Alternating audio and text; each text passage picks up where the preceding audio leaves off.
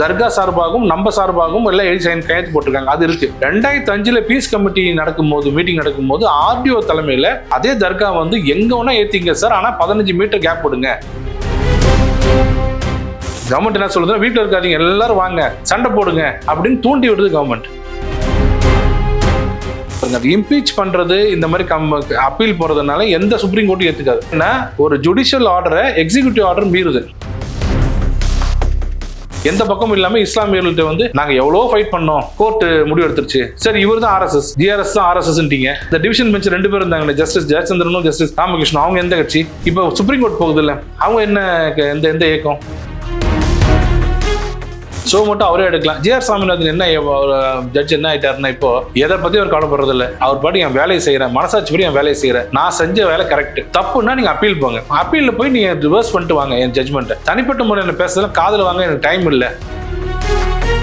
பேசு தமிழா பேசு நேயர்களுக்கு வணக்கம். இன்னைக்கு நம்ம கூட இருக்கக்கூடிய சிறப்பு விருந்தினர் யாரு அப்படின்னா பாஜகவின் மாநில வழக்கறிஞர் பிரிவினுடைய தலைவர் திரு குமரகுரு அவர்கள் தான் இணைஞ்சிருக்காங்க. அவங்க கூட தான் பேச போறோம். வணக்கம் சார். வணக்கம். எப்படி சார் இருக்கீங்க? சார், இந்த திருப்பரங்குன்றம் வழக்கு அப்படின்றது இன்னைக்கு வரைக்குமே மக்கள் மத்தியில ஒரு பேசு பொருளா தான் இருந்துட்டு வருது. அந்த வழக்கினுடைய தற்போதைய ஸ்டேட்டஸ் என்னவா சார் இருக்கு?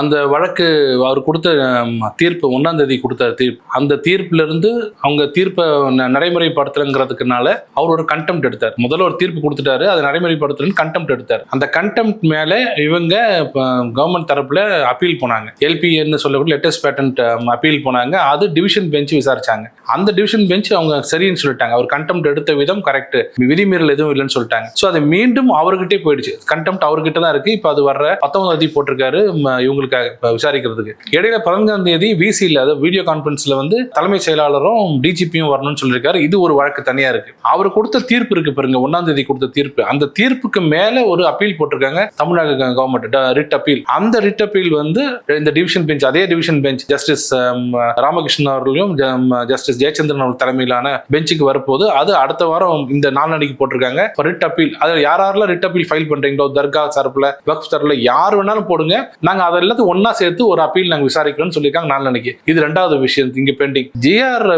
சுவாமிநாதன் அவர்கள் சொன்னதை கன்ஃபார்ம் பண்ணாங்க டிவிஷன் பெஞ்ச், கண்டெம்ட் வரும், நீங்க பண்ணது கரெக்ட் தான். அதுக்கு மேல கவர்மெண்ட், தமிழ்நாடு கவர்மெண்ட் இதுக்கு போயிருக்கு சுப்ரீம் கோர்ட். ஸோ சுப்ரீம் கோர்ட்ல அது பெண்டிங் இருக்கு, ஒரு நம்பர் கூட ஆகல. ஸோ 3 இடத்துல இந்த வழக்கு பெண்டிங் இருக்கு. சரி, இப்போ எனக்கு இதுல ஒரு சந்தேகம் என்ன அப்படின்னா, அவங்க கொடுத்த ஒரு தீர்ப்புக்கு படி தர்கால இருக்கக்கூடிய யாராவது கண்டம் போறாங்க, ஏதாவது ஒரு அப்பீல் பண்றாங்க அப்படின்னா அதுக்கு ஒரு நியாயம் இருக்கு. அறநிலைத்துறை சார்பா ஈஓ எதுக்கு சார் அப்பீலுக்கு போனாங்க? இதுக்கு ஏதாவது கனெக்ஷன் இருக்கா? முதல்ல நம்ம அவங்க அந்த மனுதாரர் முதல்ல கொடுத்தாரு பாருங்க, என்ன வந்து தீபம் ஏத்துங்க, நீங்க இல்ல நீங்க ஏத்த முடியல என்ன ஏத்த விடுங்கன்னு சொன்னார் பாருங்க. அதையே கன்சிடர் பண்ணக்கூடியது யாருன்னா டெம்பிள் தேவஸ்தானம். அவங்க தான் அதை கன்சிடர் பண்ணிருக்கணும். மாறா இதுல ஈஓ என்ன பண்றாரு, அதெல்லாம் எனக்கு பெர்மிஷன் கொடுக்க முடியாது, கொடுத்த லா அண்ட் ஆர்டர் பிரச்சனை வரும்னு சொல்லி ஈஓ முதல் லெட்டர் கொடுக்குறது ரெஃப்யூஸ் பண்ணி, அதுக்கு மேலதான் கேஸ் போட்டோம். அதையே ஜிஆர் சாமிநாதன் அதே தப்புன்னு சொன்னாரு. அவர் எப்படி கொடுக்கலாம்? அவர் யார்? அவர் மெயின்டைன் பண்றது தானே. அவருக்கு தீபம் இங்க ஏத்தலாமா இங்க ஏத்தக்கூடாதுன்றது அவர் வேலை கிடையாது, அது டெம்பிள் தேவஸ்தானம், அதுலயே உங்களை அலோவ் பண்ணிட்டு வந்த ரிட்ட அப்படின்னு முதல்ல சொன்னாரு. அது ஒரு தப்பு அவங்க பண்ணது. இன்னொன்னு, நீங்க சொன்ன மாதிரி அப்பீல் யாரு கண்டெம்ப்ல யார் அப்பீல் போவாங்கன்னு பாத்தீங்கன்னா போலீஸ் போனோம், இல்லைன்னா தர்கா போனோம், இல்ல வேற யாராவது போனோம். ஈஓ போறாரு. ஈஓட வேலை வந்து முழுக்க டு மெயின்டைன் தி டெம்பிள் தான். இன்ன வரைக்கும் வர்ற பணத்தை கணக்கு காமிக்கணும், மெயின்டைன் பண்ணணும், சுத்தமா வச்சுக்கணும், பெருக்கணும், கூட்டணும், ஆளுக்கு சம்பளம் கொடுக்கணும், இதான் ஒரு வேலை. எங்கெங்க எத்தனை மணிக்கு கோயில் திறக்கணும், எத்தனை மணிக்கு பூஜை செய்யணும், என்ன மாதிரியான பூஜை செய்யணும், அதுக்கு என்னென்ன இவங்க வரணும், அந்த புரோகிதர்கள் வரணும், ஐயர் வரணும், என்ன வரணும், அவங்க அர்ச்சகர் யாராரு வரணும், இதெல்லாம் டிசைட் பண்ண வேண்டியது டெம்பிளோட தேவஸ்தானம் போர்டு. இங்க மட்டும் இல்ல, எல்லா இடத்துலயுமே. இதுல இவர் வராரு, அதுவும் ஒரு பெரிய குளறுபடி. அந்த அப்பீலுக்கு மேல இப்போ என்ன சொல்றாங்கன்னா, ஈஓ ஒரு அப்பீல் போட்டிருக்காரு, தமிழக அரசு ஒரு கலெக்டர் ஒரு அப்பீல் போட்டிருக்காரு, 2 அப்பீல் அங்க வருது. இது முழுக்க திருப்பரங்குன்றம் கேஸ் வந்து முதல்ல இருந்து கடைசி வரைக்கும் முற்றும் கோணல். அதுல எதுவுமே லீகலா எதுவுமே சரியா இல்லை. ஆனா அவங்க யாரோ ஒண்ணு பண்ணணும், யாரையோ ஒருத்தர் திருப்திப்படுத்துன்றதுக்காக இந்த வீம்புக்கு பிடிச்சிப்பாங்கல்ல, நான் வச்சது பிடிச்சது 3 கால், முயலுக்கு 3 கால்னுவாங்களா, அது மாதிரி பண்ணிட்டு இருக்காங்க. இன்னும் வருத்தமான விஷயம்னா, இதுல வந்து ஏகப்பட்ட வழக்கறிஞர்கள், பிரபலமான வழக்கறிஞர்கள் அதுல எங்கேஜ் பண்ணிருக்காங்க. இங்க வந்து விகாஸ் சிங் வந்தாரு, அங்க அபிஷேக் மனு சிங் வராரு, சுப்ரீம் கோர்ட்ல ஜட்ஜ், அங்க ஒரு பிரபல வழக்கறிஞர் வராரு. இவங்களுக்கு எல்லாம் சம்பளம் பாத்தீங்கன்னாலே குறைந்தபட்சம் பார்த்தா 50 லட்சம் இருக்கும் ஒரு நாளைக்கு, இந்த 3 பேருக்கு சேர்த்து. இப்படி செலவு பண்ணி எதுக்கு அந்த பணத்தை எடுத்து கோயில் புனரமைக்கலாம், ஏதாவது செய்யலாம். இல்ல நான் கூட விளையாட்டா சொன்னேன், எங்கள்கிட்ட ஒரு 200 ரூபாய் கொடுத்தீங்கன்னா கூட திரி எடுத்துட்டு நான் கொடுத்துட்டு போயிருப்பேன் அன்னைக்கு நைட் மட்டும், அதோட முடிஞ்சிருக்கும். 50 லட்சம் செலவு பண்ணி யாரை திருப்திப்படுத்துறது இதெல்லாம் பண்றீங்க? இப்போ இன்னொரு இப்போ நாளைக்கு வர போறதுக்கு ஒரு ஹியரிங் ஃபீஸ், இங்க கண்டெம்ட் வர போறதுக்கு ஒரு ஹியரிங் ஃபீஸ், அங்க சுப்ரீம் கோர்ட்டுக்கு வர்றது ஒரு ஹியரிங் ஃபீஸ். ஒரு ஹியரிங்க்கும் 25-30 லட்சம் செலவு பண்றதுக்கு தயாரா இருக்கிற தமிழக அரசு அந்த பணத்தை எடுத்து மக்களுக்கு ஏதாவது செலவு பணம் கொடுக்கலாம். நிறைய தொழிலாளர்கள் வந்து ரிட்டையர் ஆகிட்டு பிஎஃப் பணம் வாங்காம இருக்காங்க, அவங்களுக்கு எல்லாம் கொடுக்கலாம். எனக்கு அதெல்லாம் முக்கியம் இல்லை, எனக்கு ஓட்டு தான் முக்கியங்கிறது பண்றது திமுக பண்றது வன்மையா கண்டிக்கத்தக்கது. அதான் சார், இதுல இன்னொரு விஷயம் என்னன்னா, அங்க வந்து நெல்லித்தோப்புல வந்து ஆடு வெட்டுவோம், கோழி வெட்டுவோம், ரத்தம் தெளிப்போம் அப்படின்னு சொன்னாங்க. அங்க மேல சிக்கந்தர் மலைக்கு போய் பிரியாணி சாப்பிட்டுருக்காங்க. நவாஸ்கனி அங்க வந்து பேசியிருக்காரு. இது எல்லாத்துக்கும் தான் வந்து ஈவோ எழுந்திருக்கணும், எழுந்து அவங்க மேல வழக்கு போட்டிருக்கணும். அப்ப எதுவுமே சொல்லாதவங்க விளக்கேத்துறது சாதாரண விஷயம், இதுக்கு எதுக்கு அறநிலைத்துறை இவ்வளவு ஒரு வேலை பண்ணணும்? அப்போ இந்துக்களுக்கு எதிராக ஒரு வழக்கு இதை ஜோடிக்கிறாங்களா அப்படின்ற ஒரு கேள்வி கூட இதன் மூலமா இல்ல. பொதுவா நம்ம சமுதாயத்திலே பாத்தீங்கன்னா, நம்ம ஃப்ரெண்ட்ஸுக்குள்ளே பாத்தீங்கன்னா, நான்வெஜ் சாப்பிட்றவர் வந்து வெஜ் ஹோட்டலுக்கு வந்துருவார் ஃப்ரெண்ட்ஸுக்காக.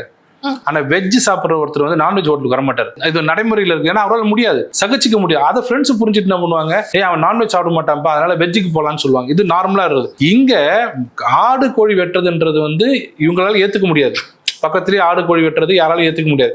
சகிக்க முடியாத ஒரு விஷயம், மற்றவங்க மனசு புண்படுன்ற விஷயத்துல நான் அதை பண்ணுவேங்கிறாங்க. அது கவர்மெண்ட் ஆமா பண்ணலாங்கிறாங்க.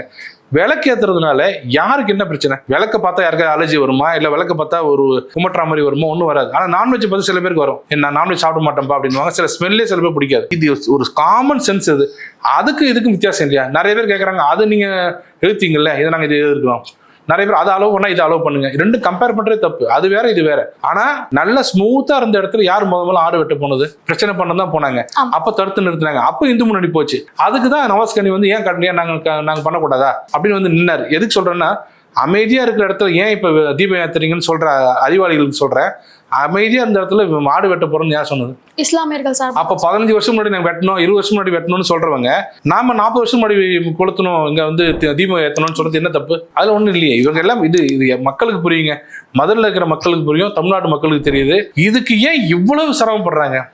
ஒரு தகாத வேலையை சொல்லல. அதாவது தர்காக்குள்ள நாங்க போவோம், அங்க நாங்க சில நடைமுறைகளை செய்வோம், அன்னைக்கு ஒரு நாள் இஸ்லாமியர் பொறுத்துட்டு போகணும்னு சொன்னா கூட இது எப்படிங்க நீங்க அங்க போலான்னு, அவங்க இடம் தனி, இந்த 15 மீட்டர் தனி, 15 மீட்டர் தாண்டி பண்ணுங்கன்னு சொல்லி ஹைகோர்ட்ல ரூலிங்கே இருக்கு. இங்க பண்றது 50 அடி தள்ளி, 50 மீட்டர் தள்ளி பண்றாங்க. இதுல யாருக்கும் ஒரு பிரச்சனை இல்லை. இப்ப புதுசா என்ன கலப்புறாங்கன்னா, தீபத்தூணே கிடையாது, சர்வே கல், அது வேற ஒரு மதத்தை சேர்ந்தது. நம்ம சொல்றாங்க, ஆனா கீழே அனுமார் இருக்கா மாதிரி, முகத்தை திருப்பி இருக்கா மாதிரிலாம் அதுல இருக்கு எல்லாமே. நான் என்ன சொல்றேன், நம்ம இந்து முறைப்படி ஒரு கல்லே இருக்கட்டுமே, அங்க நான் வந்து தீபம் ஏத்தனா என் மனசுக்கு திருப்தினா விட்டுற வேண்டியது. அதை போய் பார்த்துட்டு இருப்பீங்களா? அப்படி எல்லா மதத்தையும் பார்த்தா என்ன ஆகும்? எல்லா மதத்துக்குள்ள போயிட்டோம் இல்லைங்க, சயின்டிஃபிக்கா யோசிக்கலாம்னு யோசிக்க முடியுமா? மதம் என்பது நம்பிக்கை, யாரா இருந்தாலும் நம்பிக்கை.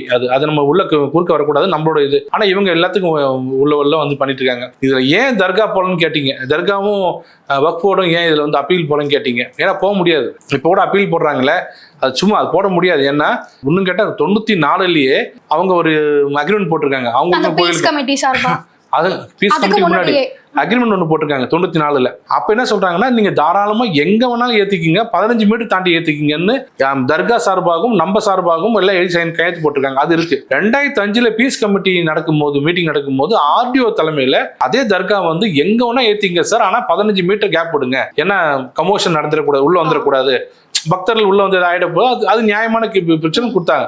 2 இடத்துல கன்சென்ட் கொடுத்துட்டு இப்ப என்ன சொல்றாங்க, 2005ல கொடுத்து மிரட்டி வாங்கப்பட்டது அப்படின்னாங்க. மிரட்டினா அன்னைக்கே நீங்க எதிர்ப்பு தெரிவிச்சுக்கணும்ல. மிரட்ட முடியுமா?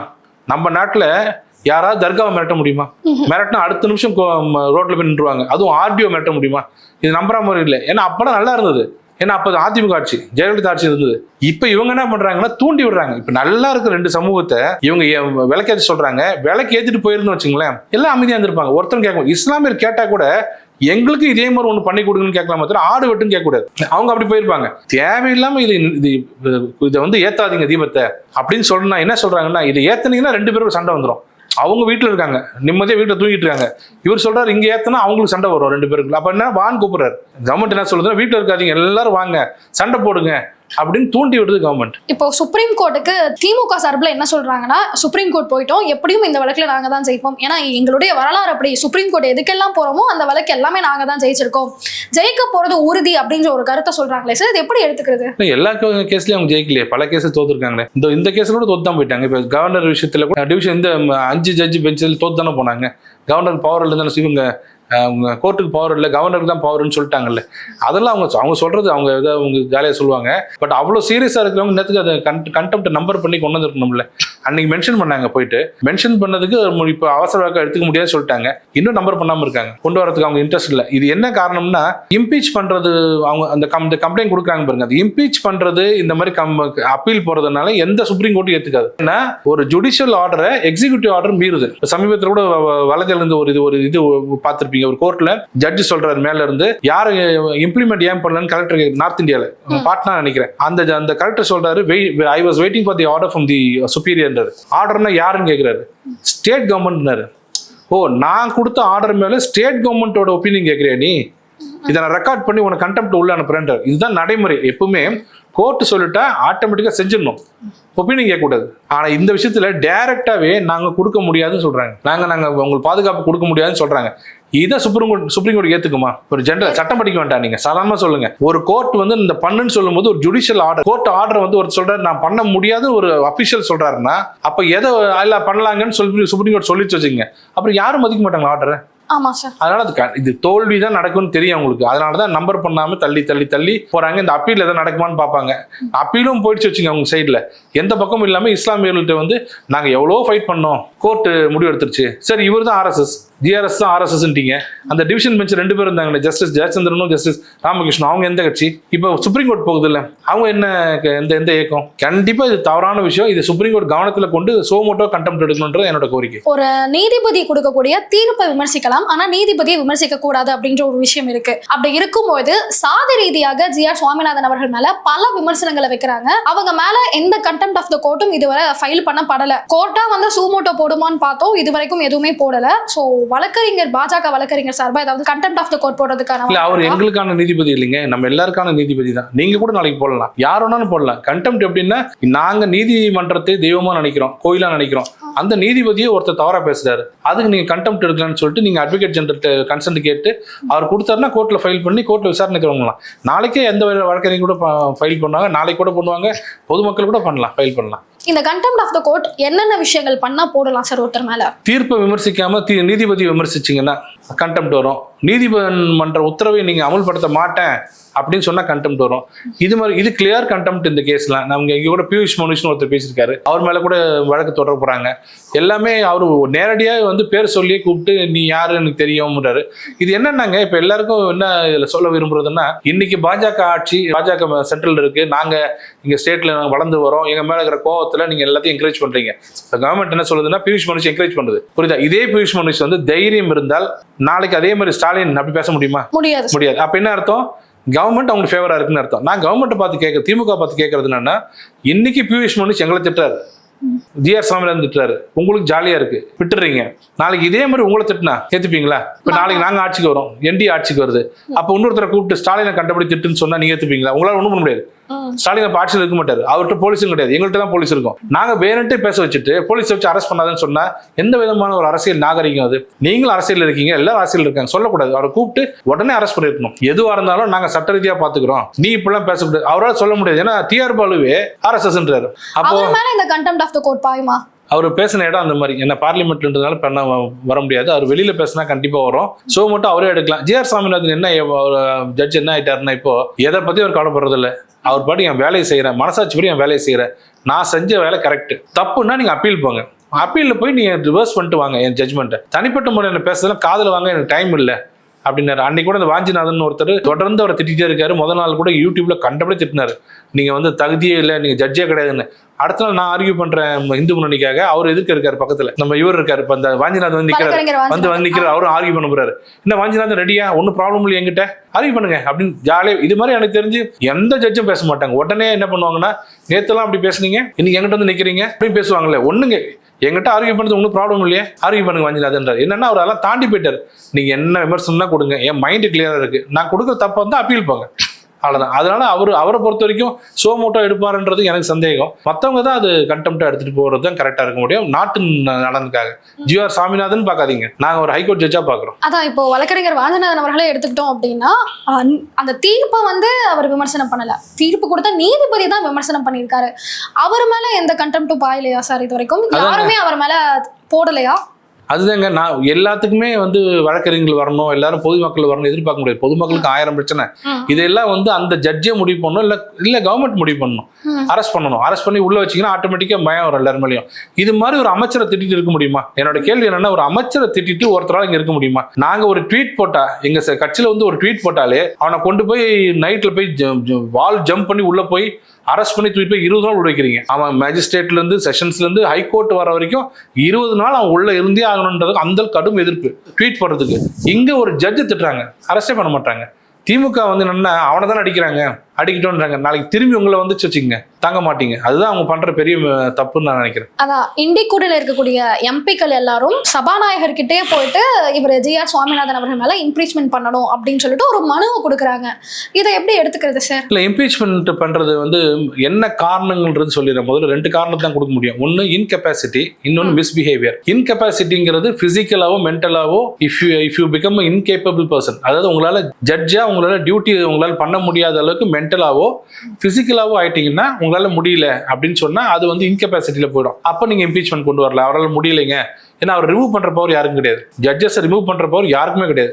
இதுதான் பார்லிமெண்ட் தான் பண்ண முடியும். இன்னொரு இது என்னன்னா மிஸ்பிஹேவியர், கரப்ஷன், ஊழல் வந்து பண்றாங்க, லஞ்சம் வாங்குறது, ஊழல் பண்றது, அளவுக்கு அதிகமான சொத்து சேர்த்து வைக்கிறதுக்கு, மிஸ்யூஸ் ஆஃப் பவர், மேஜிஸ்ட்ரேட்டை கூப்பிட்டு கண்டபடி வேலை வாங்குறது, செஷன்ஸ் கோர்ட்ல இந்த மாதிரி நல்ல மிஸ்பிஹேவியர்ல வந்துடும். இது 2 இருந்து ஆதாரம் இருந்ததுன்னா நீங்க இம்பீச்மெண்ட் கொண்டு வர்றதுக்கு கிரவுண்ட்ஸ் 2. ஒன்று. அடுத்தது ப்ரொசீஜர் என்னன்னு கேட்டால், பார்லிமெண்ட்லனா பாராளுமன்றத்தில் ராஜ்யசபா, லோக்சபாவில் 100 எம்பியும் ராஜ்யசபாவில் 50 எம்பியும் சேர்ந்தால் தான் குவாரமே வரும். அதை கொண்டு போய் ஸ்பீக்கர்கிட்ட கொடுக்கணும். ஸ்பீக்கர் என்ன பண்ணுவார்னா ப்ரிலிமினரி என்கொயரி அவர் நடத்துவார். இது என்ன மாதிரி மனு, அவர் நேரம் வந்து ஒரு ஜட்ஜை பார்த்துட்டு, ஐயா ஜட்ஜு வந்து பக்கத்து வீட்டுக்காரர் சண்டை போடுறாரு டெய்லி, அவர் இம்பீச் பண்ணணும்னா அங்கேயே கிழிச்சு போட்டுருவார். இந்த மாதிரி பேசிக் என்கொயரி இருக்குல்ல, அதை படிப்பார். இதுல எங்கேயுமே இந்த 2 வரலையே. மிஸ்பிஹேவியரும் வரல, இன்கெப்பாசிட்டியும் வரல. மிஸ்பிஹேவியர்னா எப்படி வரும்? தீர்ப்பு கொடுத்தா வருமா? வராது. இல்ல ஒரு சைடுல தீர்ப்பு கொடுத்தா வருமா? அப்படின்னு பார்த்தா இந்தியாவுக்கு எல்லா தீர்ப்பும் ஒரு சைடு தான் வரும். இப்போ நீங்களும் நானும் கோர்ட்டுக்கு போனா ஒன்று உங்களுக்கு ஃபேவரா வரும், இல்லை எனக்கு ஃபேவரா வரும். உங்களுக்கு ஃபேவரா வந்துட்டாலே நான் நேராக போய் இம்பீச்மெண்ட் அப்படி கொடுக்க முடியாது. அப்போ அது பார்ப்பாரு, 2மே என்கொயரி பண்ணுவார். பார்த்த உடனே அவரே டிஸ்மிஸ் பண்ணிடலாம். உகந்தது இல்லைன்னு ஸ்பீக்கரே சொல்லிடலாம். ஒன்று. அதுக்கு மேல அவருக்கு பிரைம் அஃபேர்ஸ் இருந்து வச்சுங்களேன், இல்லை முகாந்திரம் இருக்கு விசாரிக்கலாம்னு சொன்னா அவரு என்கொயரி கமிட்டி ஒன்று வைப்பார். அதுல வந்து chief justice of supreme court, chief justice of இது ஹைகோர்ட், ரிட்டையர்டு ஒரு எமினன்ட் ஜூரிஸ்ட் யாராவது 3 பேரை சேர்த்து நீங்க என்கொயரி பண்ணுங்கன்னு சொல்லுவாங்க. அந்த என்கொயரி பண்றவங்க ஃபுல்லா பண்ணிட்டு ரிப்போர்ட்டை கொடுப்பாங்க எங்க பார்லிமெண்ட்ல. ஆமா, தகுந்த எல்லா இதையும் பார்த்துட்டோம், எல்லா ஆதாரமும் இதில் இருக்கு அப்படின்னு சொன்னாங்கன்னா தான் இம்பீச்மெண்ட்டே வரும். லெட்டர் கொண்டு கையில் நீங்க 150 பேருக்கு லெட்டர் கொடுத்துட்றீங்க. சரி, நான் இப்போ ரிவர்ஸ்ல சொல்றேன், அப்படி மாற்றி சொல்றேன். நாங்கள் எத்தனை இருக்கோம் உங்களுக்கு தெரியும். நாங்கள் பலத்தோடு இருக்கோம். இப்போ நாங்கள் உங்கள் ஜட்ஜ் உங்களுக்கு தீர்ப்பு கொடுக்குற ஏதாவது ஒரு ஜட்ஜ் மேலே நான் திமுக தீர்ப்பு கொடுத்துட்டீங்க ஃபேவரா அப்படின்னு நாங்கள் கொண்டு போய் கொடுத்து ஹிந்தி கூட்டணி கொடுக்குறது காமெடி பண்ணுறாங்க. நாங்கள் என்டிஏ உண்மையிலே கொடுத்தோம் வச்சுங்க, 2/3 மெஜாரிட்டி வந்துடும்ல, எங்களுக்கு இருக்குல்ல, இம்பீச் பண்ணுறோன்னு ஆரம்பிச்சோம் வச்சுங்க, நாடாக இருக்கும். ஜுடிஷியரில் எப்படி எங்களை மதிப்பாங்க? அப்புறம் எந்த ஜட்ஜு வந்து தீர்ப்பு கொடுக்க யோசிப்பார்?